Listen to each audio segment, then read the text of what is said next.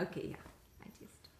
She's going to start over. I'll start over. Okay. Landscape. Ready? Yes. Okay. So this is FAME Year 6, Lesson 5 on Bierstadt and Sibelius. Big themes for this lesson are, number one, using all of your senses in doing both the music and the art. So that's one of the key things that comes out of this. Second is we're talking about the string family of instruments. We'll talk about more than just that, but that's another big theme here. Third is the kids get popcorn, so that's one of the things that comes out of it. And the fourth one I would say is both of the artists were really proud of where they came from. They had a big impact on their country. So those are the things you want to hit on in the session. For the beginning of the lesson, you're supposed to time it. So the popcorn, you have popcorn going off in the back room just as the class is walking in. So it smells so Yeah, so as they're walking in, so they both hear it and smell it, but they can't see it, right? So this is, again, getting in that theme of using all of your senses. So I think Laurel's going to try to give an air popper. Yeah, I'm getting an air popper and plenty of popcorn for everyone. So. Right, so just hide that somewhere in the background, the teacher's desk, or the best you can do. And so that's going off, and then that's kind of the beginning of it. Okay, so going into mode now. So today, no, I hear that. You hear that? Well, we'll talk about that later. Don't worry about that. What we're going to talk about today is we're going to talk about artists who used all of their senses to bring forth their art. That's both our composer and our artist today.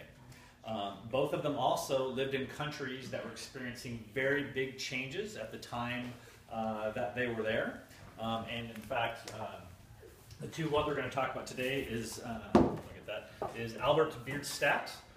He was our composer, our artist, and Jean Sibelius. Okay, so these are the two guys that we're going to talk about today, Albert Bierstadt and Jean Sibelius. And Bierstadt, so he was an American, and he was living in America in the late 1850s, and it was part of America's manifest destiny, the movement west. So the eastern seaboard was highly populated, folks were moving west, and Sibelius was in Finland, and one of the things that was happening there is Russia was trying to take Finland over, and they were trying to remain independent. Additionally, their work inspired big acts for their country. We'll talk more about Bierstadt and the National Park System, and Sibelius, and again, their independence from Russia. Okay, so now part of the props for this, going back, part of the props for this is having several different musical instruments. So 5 or 6 of them, some of them, and the idea is, trying to make sounds that evoke smells or sights or things like that. So if we've got like a ukulele, if we've got something we can, a stringed instrument that we can pluck, maybe some clappers, recorder or something like different types of music. We have recorder. I know we can get like from music minors. We've got like a tambourine, and so we would for 5 different types of instruments, and I wouldn't make them all percussion. There should be like if we've got we have a fake harmonica, violin that it sounds like. I mean, it sounds like a violin when you string. I have a harp. How big is A harp. Are you willing to leave it for a month and have I it? have banjo. Yes. Okay. Yeah. You have what? Banjo.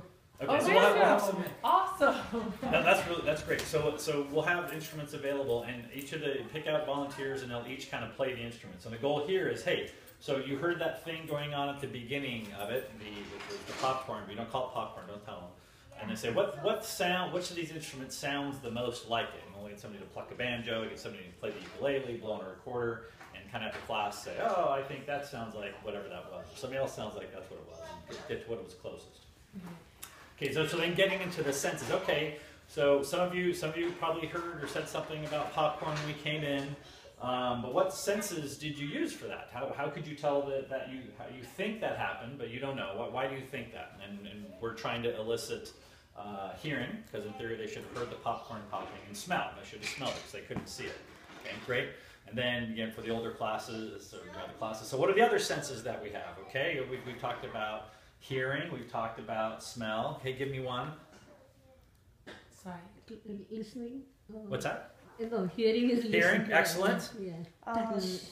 Sight. Sight, great, getting to see. Touch. Feeling, absolutely. And then the other one with popcorn was we get to taste, right? So we've got all 5 of them, and if you all have good behavior, we can probably taste them at the very end.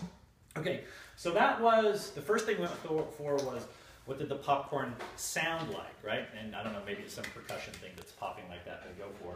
what about its smell? Smell of the popcorn again. And which of these instruments do you think most sounds like how popcorn smells? Now, we don't normally think that way, right? We don't normally think about how something smells having a sound, but our artist did. Our artist thought about that. So now I want to do is, okay, smell your popcorn, and we're going to play the instruments, okay? Play, play, play, we'll pluck, pluck, pluck, blah, blah, blah, and get some feedback. Is there any right answer for this class? No, there's no right answer. This is what it means to you, but that's something that we're going for. Okay, then we've got 2 more smells, and so this is another prop that we have to get ready. Yeah. Like a sweet, a good, or it's like a sweet smell, and then a sour or bad or whatever smell. I could imagine having like a little jar of rubbing alcohol. Well, what I was thinking of doing was cutting an onion in half. Sure. And having that be one, because it'll smell awful as it gets Oh, that further. would be. Yeah, you mix some onion and garlic together and just let Garlic it and sit onion. for like a month. Oh, that'll be great. No, I mean, it'll just have a jar. You'll want to hold it like far from them to smell. But it won't be immediately cut. And you could, I can leave a few onions in there, and if, Sure. And then I was thinking, And I'm vinegar thinking- would be a good one, but like They were vanilla. suggesting just 2. Now, this is a pretty full lecture. Yeah. So if you cover everything, plus the art project is kind of getting to draw stuff. So I may want to have more than one You know what I jar have? so they can, of the same thing to pass I have around. essential oils. I have garlic essential oils. I can put it on a rag and put it in a container, and then put vanilla essential oil on Okay. a rag and put So, it in so we're kind of generally, there'll be at least 2 things to smell, something quote unquote good, something quote unquote bad, but both of them strong so people can smell it. Okay. Okay. And again, so now this is our next smell. We're going to pretend this is our good. Here's our vanilla. Don't say what it is. Here's the next smell. Okay, everybody smell that? Get a chance to smell that? Okay, let's go back to the instruments. Which instrument sounds most like how this smells? So would we need multiple containers of the same I'll bring- smell? I'll- Yeah, I have think we them all. probably maybe No, 4 no. of each. Oh, 4 of each. Just so it Okay. goes faster, because otherwise Yeah. you got to get all. Okay. It's 30 Yeah. kids. It's going to take forever. Yeah, that's that's my what I only was thought. Yeah, that should be. Okay, so in terms of describing how this smells, let's use some good descriptive words. Not nice or gross, but something. Oh, this smells sweet, or this smells spicy, or this smells Pungent. pungent. Yeah, so kind of grab some of those words out of them. Okay, so how are you guys? You think it's popcorn, and why do you think it's popcorn again? Okay, you heard it. Somebody said they heard it. Somebody else said they smelled it. Okay, and eventually we're going to go to taste. So when we talk about our artist today, I'm sorry, I keep going backwards. Our composer today, Jean Sibelius, he was from Finland, and he used all of his senses to make music. Okay, and in fact, when he was 10 years old, he composed his first piece of music when he was out in the woods, and he heard drops of water. And he had his violin with him. He composed a piece. Anybody want to guess what it was called? Raindrops. Drops of Water. He was very original. That was the name of the piece. Drops of Water. He was 10 years old. Yes, that's right. 10 years old. Very literal. But the Wait violin. till you find out the name of the song. Yeah. Well, so he was favorite, and his favorite instrument was the violin. Did everyone have an idea why? I'll give you a hint. He liked to be out in nature. Anybody here try to carry a piano out in nature? No. So violin was very portable. He could carry it with him. He could play it when and where he wanted. He could go out into nature, and he would go. He would go out in nature, and he would hear the sounds, see the sights, smell the smells, and that's part of what he tried to bring out in his music. And we'll get a chance to see that today. Now, so he took the violin. Does anybody here know what member of family the violin is in? String. String, excellent, that's right. So string instrument. Now we're going to talk about the string family. And I think we have a better one than this, Yeah. but at least we have I one. have So to can look. anybody tell me the members of the string family? Can you give me one? Violin, excellent. Give me another one. Viola. Viola, wonderful. Banjo. Banjo. Well, and And so orchestra. that is absolutely a string instrument. We're one that's used in classical orchestra. Cello? The cello? Cello, very good. One more. The String harp. Like Technically, yes, but it's not the ones that we're going for. bass. The bass, right? Okay, and so from a size standpoint, if you think about singers, if anybody's heard singers, the string family that you use a bow on as members that go into each class. You've got the violin, which is the soprano, kind of up in a very high voice, and they'll love it if you do that. And then the viola, which is what I played in junior high and high school. I played the viola, and that's the alto voice, still quite high. And then you have the cello, which was the tenor voice, and then down into bass, which is the very deep voice. So that's all of the string instruments that are there. Now, who knows how to play a violin? How do you do that? Anybody know? If I was to act it out, I'm going to take a guess.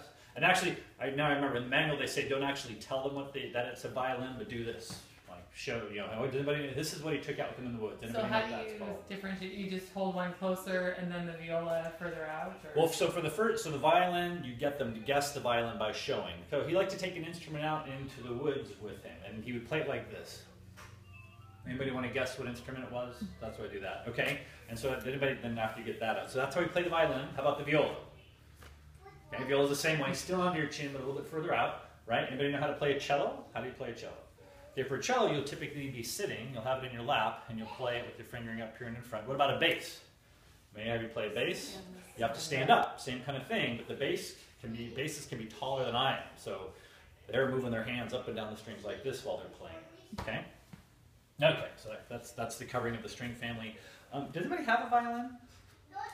We have one that looks like a violin. Looks like a violin? It's, So we had one. One of my kids took lessons before, but they stopped, and we got rid of it. If we can find it, I think I'll we see got rid if of I it. can find. Well, we have one. It looks like a violin, but when you put the bow on it, it makes kind of. I mean, Oh, it it's sounds not. like It's Well, no, it's an electronic violin. It's like weird, but it still probably would work.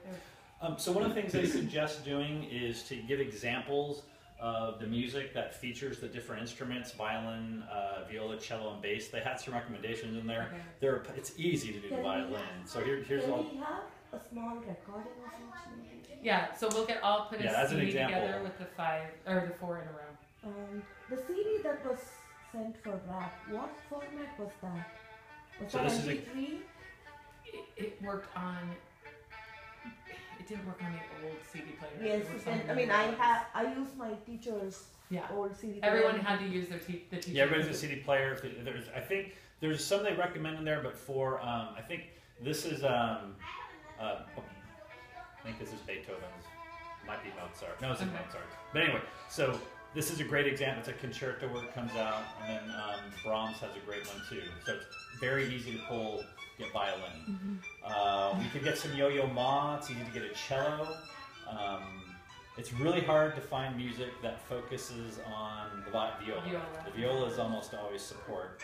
And I'm sorry, now I can't turn this off. So, but since you were a violist, you don't know a specific, like where the viola was a solo instrument? It's very rare. The viola was there for support.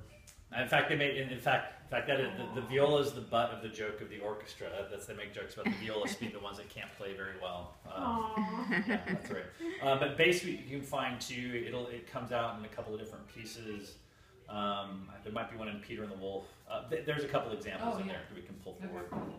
Right, I'm going to tell you a bit more about Jean Sibelius. He was christened, when he was born, his name was Johann Julius Christian Sibelius, but he had an uncle who died, who had lots of business cards. And it said Jean on them. And he said, well, you know what? Why let that go to waste? I'll call myself after my uncle Jean. And now we know him as Jean. And in fact, when he was young, he was known as Johnny. Kind of the us for like would be Johnny, but it was Yanni. That was his. In fact, I think it's Yanni, not J. It's pretty soft on the J. But again, he liked to be outdoors. He studied piano early, but like how many people play piano? Okay, how many people like to do their scales? Okay, how many people like to improvise and do whatever they want? Well, that's how he liked to play. He liked to improvise. He wasn't a great student with it. He was kind of a stereotypical boy. He was into marksmanship. He was good at math and science and all the things that boys stereotypically are good at. But eventually he had a chance and he discovered the violin. He really liked the violin. When he turned 15, so he composed at 10. We talked about Drops of Water. At 15, he was all violin. He aspired to be a master violinist and travel the world and go play the violin like the folks were there. Now, who here has ever heard of stage fright? What does that mean? Have you ever had stage fright? Getting up in front of a bunch of people like you all and then being uncomfortable doing it? Well, he had stage fright, so it was very hard for him to get in front of everybody and look around. But what do you think happened once he started playing music? Forgot all about it, right? Once he could immerse himself in the music, he was very happy. He was doing fine up there. So again, he would go out into nature, and he was inspired not just by the sights, but by the sounds, by the smells that he saw. Sometimes he was inspired to see a waterfall, and he thought that would have a certain kind of music. He was inspired by the smell of hemp rope drying. He tried to capture the what that would sound like. So that was part of what he put into his music.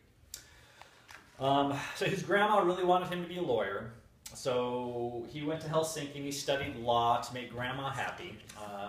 But his heart was still really into music. After that, he went to Berlin and Vienna, and he studied in Berlin and Vienna.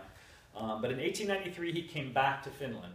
And again, he was very inspired by patriotism, and that's what he wrote, the piece we're going to talk about more, which is Finlandia. Finlandia. So guess what? From Finland, Finlandia. Anybody want to guess what Finlandia is about? Finland? Oh, Finland. Excellent. That's right. So he was trying to evoke the sights and feelings of He Finland. wasn't, when he was 10 he did it, but even when he was old. So later on he was invited to come to the United States and play. He went to New York.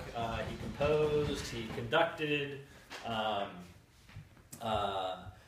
He got married. He had 5 kids, but he was relatively poor throughout his lifetime. Now, who else? Do anybody here remember a composer who was really into his country that we talked about earlier this year? Great. Edvard Grieg. Very, very similar. So, and guess what? Anybody know where Finland is on the map? Showing on the map, right next to each other, right? They're up way up there in the north. And similar to Grieg, Finland eventually paid him a stipend. They paid for him basically to compose, so he didn't have to work particularly hard. Now, in 1920, he stopped composing altogether. Not that he wasn't talented, but he basically said, I'm done, I'm retired, I'm going to enjoy my life. And he lived for another 37 years after that. If you look at the timeline, you can see here, he lived till he was 92 years old. Okay? He lived a long life and a generally pretty happy one. Okay, so I'm gonna ask you all to close your eyes. And again, we're using all of our sights, all of our senses now. From listening to the sound, what do you think Finland looks like for those of you who have never been there? That's what we're trying to imagine here. He's trying to make you think of what Finland looked like. I'll make it closer. Okay, how many people imagine flat, rolling plains and farmland? Okay. How many people are thinking mountains, waterfalls? Dramatic features. Okay, and the suggestion here is basically to play it through for a while. I'm going to fast forward a little bit.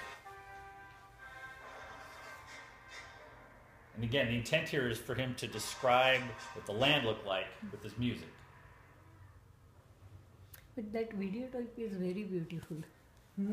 10 minutes videotape. Video on Oh, YouTube. videotape? Yeah, on YouTube. On It is Finland? very beautiful, Finland. Yeah. I'm trying to remember. So one of the things they suggested was having pictures of Finland for after Oh, actual pictures. afterwards if they had it. Okay.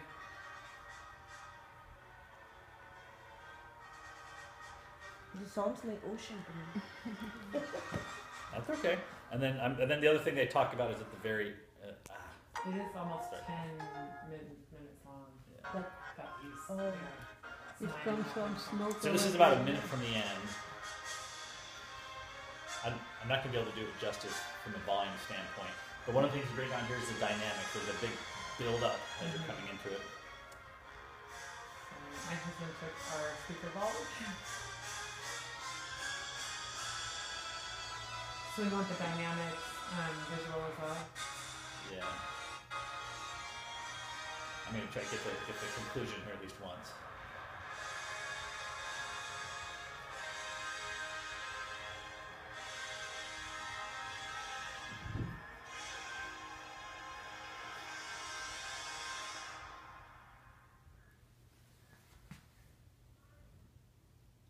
Okay, one of the things that's supposed to come out of that is the big crashing cymbals. Now you can kind of hear it in there, but that doesn't do it justice. It just doesn't have the range for it. That's one of the things to emphasize, and that coming out of his dynamics. Okay, and again, there's no wrong answers in terms of the stuff that you'd see, but that's kind of what they go at. Is okay. Do you imagine big flat plains? Do you imagine mountains? Do you imagine waterfalls? Do you imagine flowers? What are the things that comes out of it? And again, one of those things. There's no right answers or wrong answers. Although the dramatic, that's kind of what I get. Okay, this is a big dramatic scene. Suggest listening through it a couple of times. They Listen talk through about the whole thing a couple times. that's what they suggest. And then again, it's a 7 or 9.5 minutes, I think, yeah. isn't it? It says 8, but regardless, Oh, yeah. I may have a short Long. version. But regardless, right? So it's kind of picking out different spots in it. The beginning is very dramatic, so that part's I think easy to do, and towards the end it has a big finish. And then it talks about why. Why is it dramatic? So part of it's the dynamics, the build up to it, and the other piece is, hey, does anybody remember another piece that had these big crashing sounds we talked about earlier this year? Remember the anvil chorus? Bum, bum, bum, ba-dum. And so there's a cymbals crashing in this too, and so you can Does go it back to the wanna- percussion. Does it ask about like minor versus major? Because it does go through minor sections. No, we never really talked minor versus major in Fame. We Okay. don't get to that point. Anyway, so and part of this music again was very inspiring to the Finnish people, and so part of what it did is when the Russians tried to take over Finland, they actually banned this music. Anybody want to guess why? It was very inspiring to the Finnish people, right? They wanted to suppress this Finnish excitement, and actually, it was something that inspired the Finns to the Finnish to revolt. Oh. Revolt. All right, so that's Finlandia by Sibelius. Now we're gonna go to